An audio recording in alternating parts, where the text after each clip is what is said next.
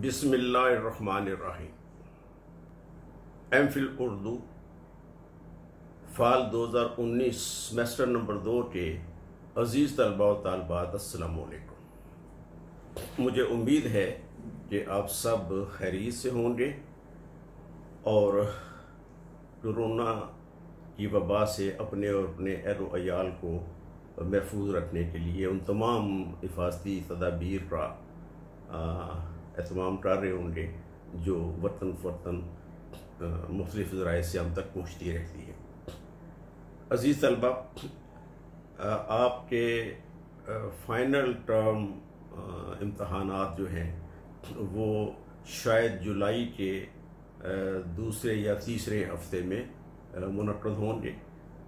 तो उस final term इम्तहान में जो आपके सेशनल मार्क्स हैं और जो आपकी असाइनमेंट के नंबर हैं, उसमें बहुत सारी असाइनमेंट्स तो मुझे आपकी जानब से मिल चुकी हैं। अब एक अतमी असाइनमेंट जो आप 15 जुलाई तक मुझे पहुंचा दीजिए, उसका उन्वान है, ये मैं असाइनमेंट आपको एक बाकायदा उन्वान के तहत असाइन कर रहा हूँ। इस असाइनमेंट का उन्वान है मौजूदा उर्दू ड्रामा और असरी मसाइल। मौजूदा उर्दू ड्रामा और असरी मसाइल। इसमें आप टेलीविजन के ड्रामों ही तो ज़ाहिर है अपने पेश नज़र रखेंगे। चूँकि अभी वक्त काफ़ी है, आप नेट के ज़रिए ड्रामे से मुताल्लिक़ आपके पास कोई किताब या मवाद मुयस्सर हो, उसके ज़रिए या अपने सापरा मुताले के ज़रिए मुख्तलिफ़ वसाइल को बरूए कार लाते हुए, और वो जो लेक्चर भी आपको दिए गए या सरसे में दिए जाएंगे, उनके भी पेश नज़र आप इस मौजू पे तकरीबन कोई 7-8 सफ़ात पर मबनी या ये आप पर इन्हिसार करता है, आप पर मुनहसर है कि आप कितनी ज़हीम या कितनी मुख्तसर असाइनमेंट लिखते हैं। लेकिन कोशिश कीजिए कि इस की जो कम अज़ कम ज़ख़ामत है वो 7-8 सफ़ात से कम तो बहरहाल ना हो, ज़्यादा हो तो बहुत ही अच्छी बात है। तो मौजू है आपका मौजूदा उर्दू ड्रामा और असरी मसाइल। असरी मसाइल से मुराद है कि आज के जो मसाइल हैं जो हमारी ज़िंदगी में दरपेश हैं, जिनका सामना में करना पड़ता है, उनमें कुछ तो खानगी घरेलू नौयत के मसाइल हैं, कुछ मसाइल हैं जो हमारी खारजी दुनिया के साथ हैं। बेरोज़गारी है, दहशतगर्दी है, लाकानूनियत है, डिप्रेशन है, कुछ घरेलू मसाइल होते हैं, तलाक है, निबाह नहीं हो रहा, खाउन किसी और में दिलचस्पी लेता है, बीवी किसी और में अगर दिलचस्पी लेती है तो इससे भी मसाइल पैदा होते हैं। सास की मुखासमत है, बहू की मुखासमत है, नंदों की मुखासमत है, यानी वो तमाम घरेलू साजिशें जिनकी बुनियाद पे किसी भी डर का सुख चैन सुकून बर्बाद हो जाता है, ये मसाइल हमें अपने ड्रामों में नज़र आते हैं। तो मौजू बहुत आसान है, सिर्फ आपकी थोड़ी सी तवज्जो, थोड़ी सी दिलचस्पी अगर इसके साथ पैदा हो जाएगी तो आप बहुत अच्छी असाइनमेंट लिखने में कामयाब होंगे। मौजूदा उर्दू ड्रामा और असरी मसाइल, एक तज्ज़िया। आपने ये तज्ज़िया करना है कि ये जो मसाइल हैं, पहले तो इस बात की निशानदेही कीजिए कि मसाइल हैं क्या, फिर ये कि इन मसाइल का इजहार हमारे ड्रामों में कैसे हुआ या कैसे हो रहा है, फिर ये कि ये मसाइल पैदा क्यों हुए या क्यों होते हैं, और ड्रामा निगार इन मसाइल को क्यों हमारे सामने लाता है, क्या इन मसाइल का हमारे सामने नाजरीन के सामने आना ज़रूरी है, क्या इन मसाइल के हमारे सामने आने से या इनके बार बार दोहराने से क्या हमारी खानगी ज़िंदगी, हमारी माशरती ज़िंदगी बेहतर होने की बजाय कहीं ख़राब तो नहीं हो रही, कहीं डिस्टर्ब तो नहीं हो रही, और क्या एक गैर महसूस तरीके से हम तक कोई ऐसा पैगाम तो नहीं पहुंचाया जा रहा जिससे हमारी खानगी ज़िंदगी जो है वो मुतासर हो, उसमें सुकून का एलिमेंट जो है वो कम हो जाए और यूं अफराद मुआशरा एक ख़ास तरह की उदासी में, यासीयत में, डिप्रेशन में मुब्तला हो के अपने घरेलू निज़ाम को यकसर नज़रअंदाज करना शुरू कर दें। तो इसके कई पहलू हैं, ये तज्ज़िया आपने करना है और मुझे उम्मीद है कि एमफिल उर्दू में जितना वक्त आपने गुजारा है उससे आपके अंदर एक तज्ज़ियाती शऊर यकीनन जो है वो परवान चढ़ा होगा। और मेरी बहुत ख्वाहिश है कि अपनी इस असाइनमेंट के ज़रिए आप अपने उस तज्ज़ियाती शऊर को पूरे तौर पे बुरूए कार लाएँ और मुझे एक बहुत उम्दा, बहुत अच्छी असाइनमेंट अरसाल फरमाएँ। इसके लिए मैं आपका पेशी शुक्रगुजार हूँ। अब हम आते हैं अपने मौजू की जानब। गुज़श्ता एक दो लेक्चर्स में हमने उर्दू ड्रामे के जो मुख्तलिफ नज़रियात हैं उर्दू ड्रामे के आगाज़ के हवाले से वो हम ज़ेर बहस लाए थे, और हमने अब तक ये देखा था कि उर्दू ड्रामा के आगाज़ के हवाले से अब तक 7 नज़रियात हमारे सामने आए थे। आज हम 8वां नज़रिया जो है उसे ज़ेर बहस लाएंगे। ये जो 8वां नज़रिया है इसके मुताबिक ये तस्लीम कर लिया गया कि अमानत की इंदर सबा उर्दू का पहला ड्रामा है। जो नाक़दीन और जो फ़न ड्रामा के माहिरीन हैं और जो इस बात के आमी हैं कि अमानत लखनवी का ड्रामा इंदर सबा ही उर्दू का पहला ड्रामा है, उनकी तफसील ये है। सबसे पहले तो है मौलाना अब्दुस्सलाम नदवी। उन्होंने अपनी किताब शेरुल हिंद के इस्सा दवम में इस बात का इजहार किया कि इंदर सबा उर्दू का पहला ड्रामा है, और शेरुल हिंद इस्सा दवम आजमगढ़ से ये छपी 1939 में। इससे सफ़ा नंबर 187 पर उन्होंने ये कहा कि इंदर सबा उर्दू का पहला ड्रामा है। वो इंदर सबा जो अमानत लखनवी ने तस्नीफ़ किया। इसके अलावा राम बाबू सक्सेना जो उर्दू अदब की तारीख़ के हवाले से बहुत मारूफ हैं,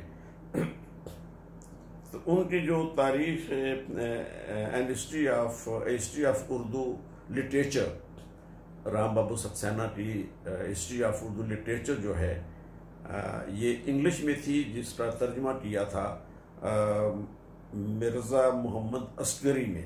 ये किताब भी लखनऊ में सबसे पहले छपी, तर्जुमा इसका। तो इसके सफ़ा 145 पर राम बाबू सक्सेना ने भी ये दावा किया कि अमानत लखनवी का मुरतब करदा या तहरीर करदा ड्रामा इंदर सबा ही उर्दू का पहला ड्रामा है। उनके अलावा अपनी किताब उर्दू में ड्रामा निगारी में सैयद बादशाह हुसैन की किताब है उर्दू में ड्रामा निगारी। ये किताब लाहौर से 1950 में छपी। इसके सफ़ा 93 पर भी इस बात का दावा किया गया है। इसी तरह लखनऊ का दबस्तान शायरी डॉक्टर अबुल लैस सिद्दीकी की किताब है, लखनऊ का दबस्तान शायरी। ये किताब 1955 में उर्दू मरकज़ लाहौर से शाया हुई। इसमें भी उन्होंने ये दावा किया कि अमानत लखनवी का ड्रामा इंदर सबा उर्दू का पहला ड्रामा है। लेकिन इसमें एक अहम बात ये है कि ये जो ऊपर मैंने आपको हवाले दिए, इनमें राम बाबू सक्सेना और सैयद बादशाह हुसैन, इससे पहले जो नवाज का शकुंतला नाटक था जिसका जिक्र मैंने गालबन इससे पिछले लेक्चर में किया था, तो राम बाबू सक्सेना और सैयद बादशाह हुसैन नवाज के शकुंतला नाटक को भी उर्दू का पहला ड्रामा करार दे चुके हैं। लेकिन बाद की जो उनकी तहकीक थी या जो उन्हें मज़ीद शवाहिद मिले होंगे, तो उसकी बुनियाद पर फिर उन्होंने कहा कि सैयद अमानत लखनवी का इंदर सबा ही उर्दू का पहला ड्रामा है। तो हम यूँ कह सकते हैं कि मुस्तनद तहकीक और शवाहिद की बिना पर ये बात पाए सबूत को पहुँच चुकी है कि अमानत लखनवी का इंदर सबा उर्दू का पहला ड्रामा है। इंदर सबा अक्टूबर 1851 से सितंबर 1852 के दरमियान तसनीफ हुआ। 14 जनवरी 1854 में यह पहली बार स्टेज हुआ और इससे अगले साल बउनवान जलसाए रैस मादने हुस्नो सफा मुसम्मी बे इंदर सबा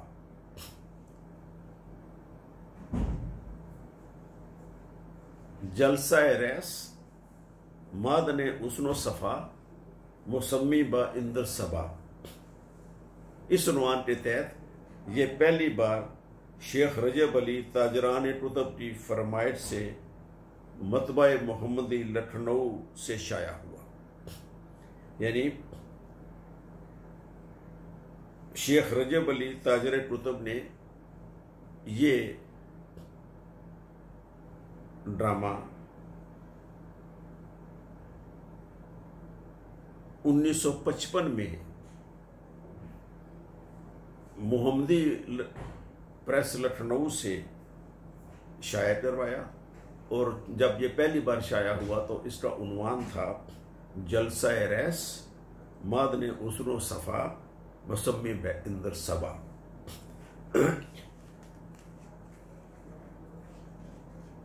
अब जब ये बात पाए तकमील को पहुंच गई और इस बात को अमूमी तौर पे दुरुस्त मान लिया गया कि इंदर सबा ही उर्दू का पहला ड्रामा है, तो उसके बाद ये ज़रूरी हो जाता है कि हम देखें कि उर्दू ड्रामे का मज़ीद इर्तिक़ा फिर कैसे हुआ, क्यों कर हुआ। तो अब आप यूँ समझ लीजिए कि ये जो इस वक्त हम गुफ्तगू कर रहे हैं, इस गुफ्तगू का दूसरा हिस्सा अगर आप नोट्स तैयार करें और इस लेक्चर की तकसीम करना चाहें तो पहले ड्रामे जो लेक्चर के पहले हिस्से थे वो तो हो गया उर्दू का पहला ड्रामा, और अब ये है उर्दू ड्रामे का इर्तिक़ा। आपके जो नोट्स हैं उनमें अगला उन्वान अब ये होगा उर्दू ड्रामे का इर्तिक़ा। अजीज़ तलबा, तफसीली तज्ज़िये से जैसे अभी मैंने अर्ज़ किया है कि ये बात तय कर चुके हैं हम कि उर्दू का पहला ड्रामा अमानत लखनवी का इंदर सबा है।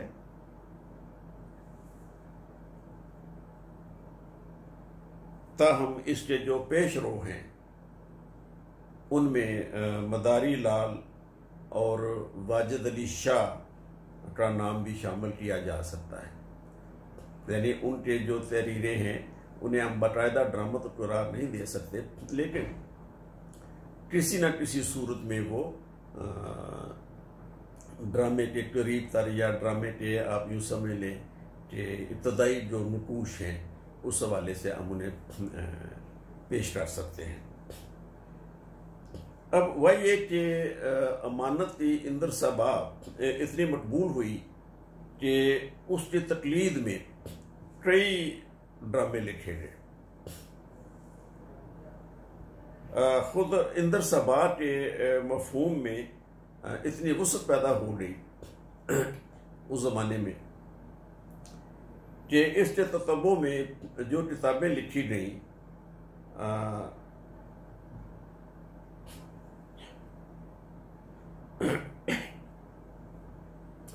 वो भी इंदर सबा ही कहलाने लगी। हालांकि इनमें से बाज़ किताबें या बाज़ तहरीरें ऐसी भी हैं जिनमें इंदर, राजा इंदर या उसकी सबा का सिरे से कहीं कोई जिक्र ये में नहीं मिलता। अच्छा, अब ये ऐसा हुआ इसलिए कि उस ज़माने में जब इंदर सबा को बहुत ज़्यादा शोहरत मिली, बहुत उसकी पजीराई हुई, तो फिर ये लफ्ज़ जो है ये एक इसमें ख़ास ना रहा, बल्कि ये इसमें आम हो गया, एक अमूमी लफ्ज़ हो गया कि एक ख़ास तरह का ड्रामा, एक ख़ास तरह का नाटक, एक ख़ास तरह का सवांग जो था उसके लिए लफ्ज़ सबा इस्तेमाल होने लगा। हालांकि उसमें राजा इंदर या उसकी सभा में मौजूद जो परियां थी उनका कोई नहीं है जिक्र। तो लेकिन ये लफ्ज़ सबा जो है ये इतना मारूफ हुआ कि ये एक ख़ास इस्म से ये आम इस्म हो गया और हर शख्स अपने नाम के साथ, अपनी तहरीर के साथ लफ्ज़ सबा जो है वो लगाने लग पड़ा। तो चुनाचे अगर हम देखें तो मैं ऐसे ड्रामे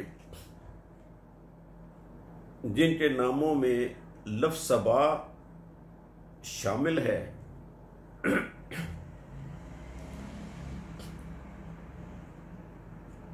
कतई नज़र इसके कि उसमें राजा इंदर मौजूद है या इंदर जो है कि सबा के बाकी किरदार जो है वो मौजूद हैं या नहीं, तो इससे कतई नज़र सिर्फ ऐसी तहरीरें या ऐसे ड्रामे जिनके नामों के साथ सबा लगा दिया गया उनकी तादाद 12 है। और इन 12 ड्रामों के जो नाम हैं वो कुछ इस तरह हैं, ये आप लिख लीजिए।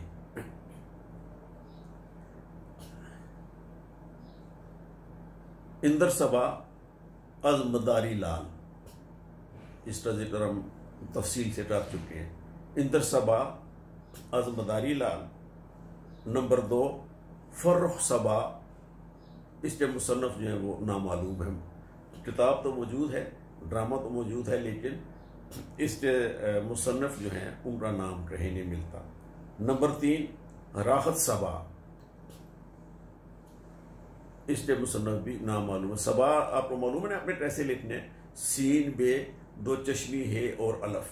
सबा का मतलब जो है हिंदी ज़ुबान में है महफिल, मजलस, मेला, गैदरिंग, यानी तमाम चीज़ें जिसमें इसे महफिल या मजलस या आप गैदरिंग के मानों में आती। सीन बे ए 2 चश्मी है और अलफ। राहत सबा, इसके मुसन्नफ भी नाम मालूम है। इसी तरह नंबर 4 है बंदर सबा, इसका मुसन्नफ भी नाम मालूम है। नंबर 5 है नारगर सबा अज़ इमाम बख्श, नारगर सबा अज़ इमाम बख्श। नंबर 6 इसका नाम भी है नारगर सबा अज़ मोहम्मद अशरफ अली, नारगर सबा अज़ मोहम्मद अशरफ अली। नंबर 6 आशिक सबा अज़ नामी, आशिक सबा अज़ नामी, अब्दुल अलीम नामी इनका पहले से जिक्र आ चुका। नंबर 8 नेचर सबा अज़ मिर्ज़ा अनायत अली बेग अनायत, नेचर सबा अज़ मिर्ज़ा अनायत अली बेग अनायत। नंबर 9 गुंचाए नो नहाल, गुंचाए नो नहाल उर्फ इंदर सबा, गुंचाए नो नहाल उर्फ इंदर सबा अजमदारी लाल। नंबर 10 जश्न इंदर उर्फ इंदर सबा, जश्न इंदर नाटक, जश्न इंदर नाटक उर्फ इंदर सबा अज हाफिज अब्दुल्ला। नंबर 11 ज़ख़ीरा इशरत मारूफ बे इंदर सबा, ज़ख़ीरा इशरत मारूफ बे इंदर सबा अज हाफिज अब्दुल्ला। नंबर 12 निगारिस्तान फर्रुख मारूफ बे इंदर सबा अज ताज महल फर्रुख लखनवी। निगारिस्तान फर्रुख मारूफ बे इंदर सबा अज ताज महल फर्रुख लखनवी। इस फहरिस्त से जो अभी आपने 12 ड्रामों के नाम लिखे हैं या कुतुब के नाम लिखे हैं, तो इस फहरिस्त से अंदाज़ा होता है कि इंदर सबा ने उर्दू ड्रामे पर दूर रस असरात मुरतब किए। चुनांचे हम कह सकते हैं कि उर्दू ड्रामे का पहला दौर तमाम तर इंदर सबाई है। प्रोफेसर वक़ार अजीम ने बिल्कुल दुरुस्त लिखा, ये उनकी कोटेशन है आगे, कि हमारे ड्रामे का सारा अदबी और फनी तखय्युल इंदर सबा से माखूज है। हमारे ड्रामे का सारा अदबी और फनी तखय्युल इंदर सबा से माखूज है और अपने इब्तदाई दौर में हमारे ड्रामे की सारी रवायत इंदर सबा की दी हुई रवायतों पर कायम है। इब्तदाई ड्रामों में कदम कदम पर घुंघरुओं की जो जनकार, इब्तदाई ड्रामों में कदम कदम पर घुंघरुओं की जो जनकार और नगमों की जो गूंज सुनाई देती है, वो इंदर सबा के पैदा किए हुए रक्सो नगमा ही की सदाए बाज गश्त है। ये इंदर सबा जो शायर की मजलिस तरक्की अदब ने उसके दिबाचे में सैयद वक़ार अज़ीम ने ये बयान दिया था जो मैंने भी आपको लिखवाया है। अब ये हुआ कि इंदर सबा की अशात के कुछ ही अरसे बाद 1857 का वाक़या रूनुमा हुआ, जिससे कुछ मुद्दत के लिए ड्रामे की रफ्तार तहरीर ज़रा सुस्त हो गई। यानी 1857 के जो वाक़यात थे या जो जंग आज़ादी थी, उससे जो लोगों की तवज्जो है और लोगों की जो मसरूफियात हैं वो खेल तमाशे की तरफ ना रही। ज़िंदगी के मसाइल पैदा हो गए, जान के लाले पड़ गए। लोगों के लिए ज़िंदगी को बचाना, मालो असबाब को बचाना, अपनी जान को बचाना ज़्यादा अहम हो गया। तो उस अफरा तफरी और नफ्सा नफसी के आलम में जो है वो ड्रामे की जानब जो लोगों की तवज्जो वो ना रही। तो ज़ाहिर है कि ऐसी सूरत हाल में लोग जो हैं, जब ज़िंदगी ही दाव पे लग जाए तो फिर तो पीछे कुछ नहीं बचता। तो ऐसी सूरत हाल में लोगों के लिए मुश्किल हो गया कि वो तहरीर और सताइश तहरीर दोनों की तरफ से बेनियाज हो जाए।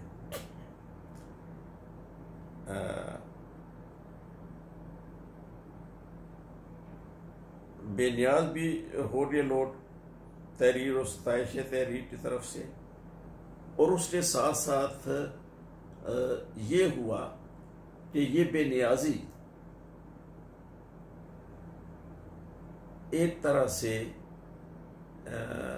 अदम दिलचस्पी का बायस भी बन गई, जो काफ़ी अरसे तक कायम रही। जब जंग आज़ादी के वाक़यात में कमी हुई, जंग ख़त्म हो गई और ज़िंदगी रफ्ता रफ्ता अपने मामूल पर आने लगी, तो उसके बाद भी ये जो एक कैफियत थी ये कायम रही। ड्रामे के हवाले से जो शायरी है वो इस अरसे में भी कायम रही। गालिब जो हैं वो ऐनी शाहिद भी थे इस जंग आज़ादी के, और बराह रास्त मुतासिरीन में से भी थे। तो उनके यहाँ जंग जो है उसका मंजरनामा भी हमें दिखाई देता है, उसके असरात भी दिखाई देते हैं, उसके सदमात भी दिखाई देते हैं। उसमें इंसान की बेतौकीरी वो भी नज़र आती है, उसमें इंसान की बेवकूफ़ी भी नज़र आती है, और उसमें मुसलमानों के साथ ख़ुसूसी तौर पर होने वाला जुल्म व जबर और उनकी ज़िंदगियों की इब्तला, उनकी ज़िंदगियों की मुश्किलात भी हमें नज़र आती हैं।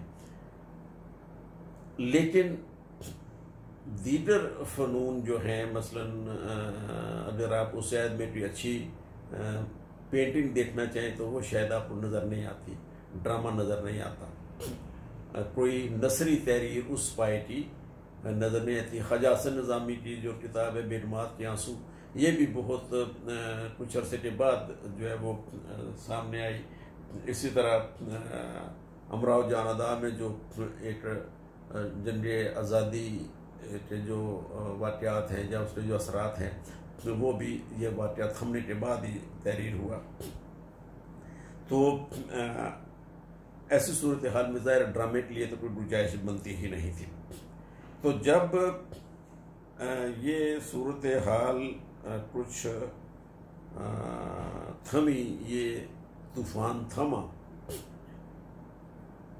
और उर्दू ड्रामे को दोबारा सर उठाने का मौका मिला, तो फिर हम देखते हैं कि उसके फ़ौरन बाद उर्दू ड्रामा अपनी तमाम तर जुलानियों के साथ अवाम व ख्वास को महसूस करने लगा और पूरी तवानाइयों के साथ उर्दू ड्रामा लिखा जाने लगा।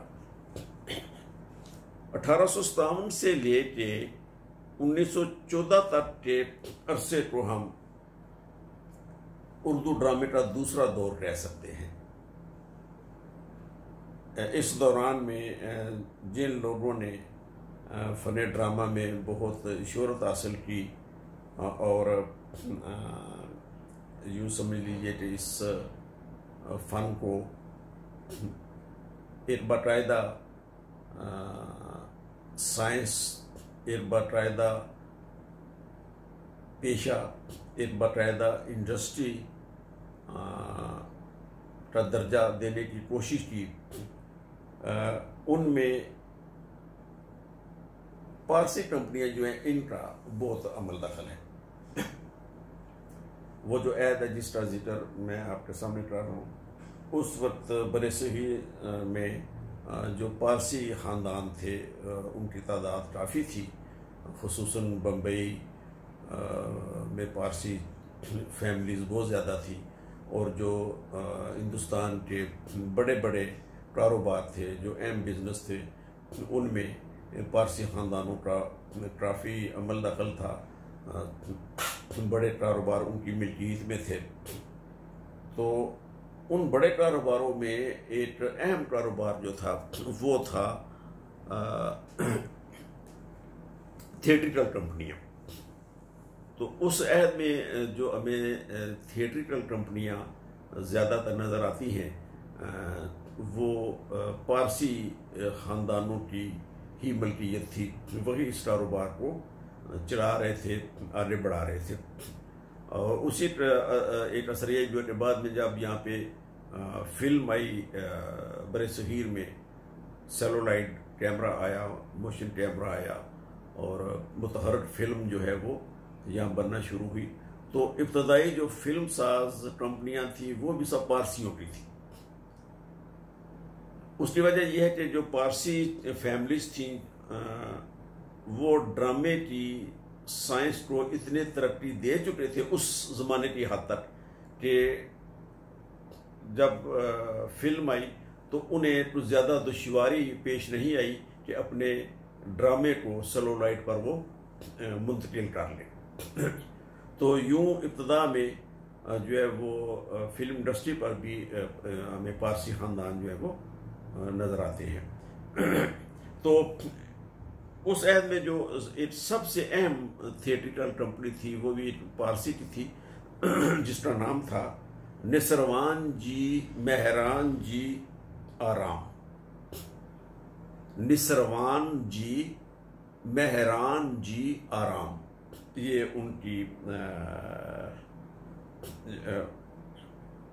उनका नाम भी था और इस कंपनी का नाम भी यही था। उनके अलावा रौनक बनारसी, फिर हाफिज अब्दुल्ला, हुसैनी मियाँ ज़रीफ, तालब बनारसी और एहसन लखनवी का नाम शामिल है। कि ये उर्दू ड्रामे का जो दूसरा दौर है इसमें जो अहम ड्रामा निगार या फ़न ड्रामा से वाबस्ता लोग हमें नज़र आते हैं, उनमें निसरवान जी मेहरान जी आराम और रौनक बनारसी, हाफिज अब्दुल्ला, हुसैनी मियाँ ज़रीफ, तालब बनारसी और असल लखनवी का नाम शामिल है। इन ड्रामा निगारों ने अपने आलात के मुताबिक अपने ड्रामों में एक तो कदीम रवायात जो थी उन्हें बहुत उम्दा तरीके से निभाया और आगे बढ़ाया और इसके साथ साथ उसमें कुछ तरमीम और इजाफे करके उसे उस अहद के मुताबिक भी डालने की कोशिश की। तो यूं रवायत और उस ज़माने की जिद्दत की हद तक उन्होंने ड्रामे को जदीद बनाने की कोशिश की। अब ये कैसे जदीद बनाने की कोशिश की, वो दो तीन हवालों से है। सबसे पहले तो है ड्रामे की तहरीर। अजीज तलबा, इब्तदाई ड्रामा जो है जैसा कि आप जानते हैं वो आम तौर पर नज़्म में होता था, मंजूम शक्ल में होता था, नसर में नहीं था। तो अब इन ड्रामा निगारों ने ये कोशिश की कि वो नज़्म का जो एलिमेंट था उसमें उसे कम करके नसर के उनसर को बढ़ाएं, यानी मंजूम मुकालमों की बजाय मंसूर मुकालमे ज़्यादा हों। ये तो इन्होंने उसमें ये तरमीम की और ये उसमें इजाफा किया। अच्छा, उसके अलावा ये हुआ कि सेट के एतबार से भी इन ड्रामा निगारों ने जो कदीम ड्रामे थे उनके मुकाबले में अपने ज़माने के तक सेट को भी जदीद तर बनाने की कोशिश की। अलबत्ता इतना ज़रूर है कि ज़बान व बयान के हवाले से इसमें कोई ख़ास इजाफा नहीं हुआ, सिर्फ इस हद तक के मंजूम से मंसूर की जानिब हुआ है, लेकिन असलूब में या ज़बान व बयान में कोई बेहतर या खुशगवार इजाफा में भी नज़र नहीं आता। हाँ, इतना ज़रूर हुआ कि इब्तिदा में ड्रामे में जो एक हमें बेरब्ती और क्या कहना चाहिए उससे तहरीक में अदम तवाज़ुन जो है जो नज़र आता था, रफ्ता रफ्ता उसमें भी कुछ कमी हुई और जो ज़बान की बेरब्ती थी उसमें एक अमवारी पैदा हो गई, एक एतदाल आना शुरू हुआ और ज़बान जो है वो हमें किसी हद तक मतवाज़न होती हुई नज़र आती है। तो ये जो दौर है उर्दू ड्रामे का दूसरा दौर, इसे हम पारसियों की ड्रामा निगारी का दौर कह सकते हैं, क्योंकि जैसा मैंने शुरू में अर्ज किया इस दौर के हवाले से कि इसमें कमो बेश तमाम जो थिएटिकल कंपनियां थी वो पारसियों ही से वाबस्ता थी। तो ये ड्रामे का दूसरा दौर है। ड्रामे का तीसरा दौर हम अपने आइंदा लेक्चर में देखेंगे। आपका बहुत शुक्रिया। आप खुश रहिए, अपने इम्तहानों की तैयारी कीजिए, अपनी असाइनमेंट की तैयारी कीजिए, अपने अजीज़ों का, अपने अहले खाना का और ख़ुद अपना बहुत ख्याल रखिएगा। अस्सलाम वालेकुम।